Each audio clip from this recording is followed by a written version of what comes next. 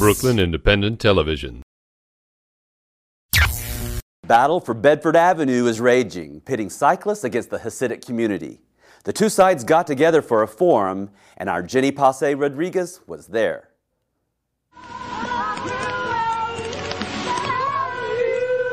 On a rainy Sunday back in December, this group of bicyclists gathered to protest and mourn the removal of a bike lane on Bedford Avenue in Williamsburg.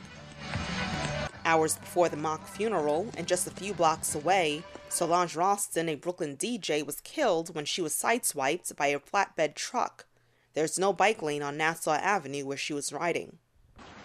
To bicyclists, bike lanes promote safety, but critics who live in the community say the bicyclists are a threat to pedestrians. I bike all the time going down Bedford Avenue. When you have to go around the van, it's dangerous. The two sides recently squared off during a panel discussion. After they implemented the bike lane, what happened was the kids knew, and the adults, that once that light turns red and the sign says walk, you can walk because there's no vehicles coming. But lo and behold, the next thing you knew is, and I'm not saying they're in this room, but these are facts, where bikers were basically flying by just totally ignoring every flashing light, every traffic law. The real reason why his community, or not necessarily his community, but the Hasidic community want the bike lanes away was because of the women issue, and because they don't want people going through their neighborhood with a visual reminder that there are bicyclists coming through their neighborhood. And that's it. The safety issue is not...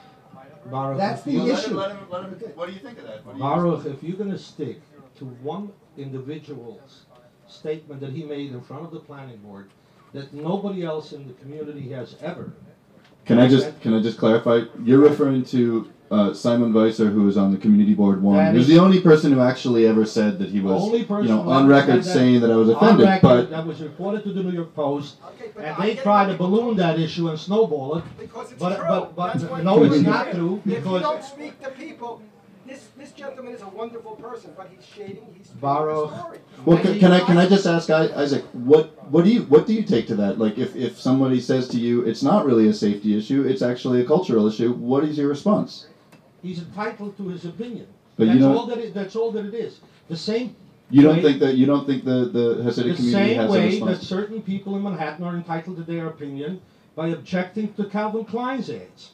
For us, thinking about Bedford Avenue is kind of the backbone of the bicycle network in this borough.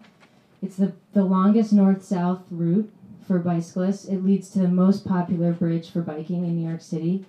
Just days after the bike lane was removed, a group of bicyclists repainted it. They were issued summonses, and the bike lane was once again sandblasted away by the Department of Transportation. I bike all the time, and I'll admit, sometimes bikers think that they get the best of the pedestrian and the wheeled traffic world. When it comes down to basically sharing limited space with each other, if you have more potential to cause harm, then, you have more responsibility.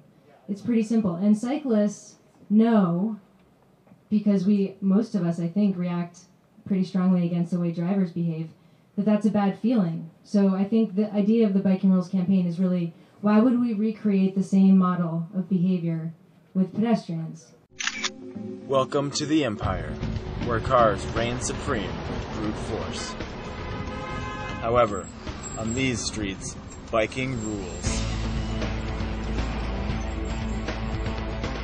Still, pedestrians are king. Always yield to pedestrians. It's the law, it's polite, and it keeps everyone happy and safe.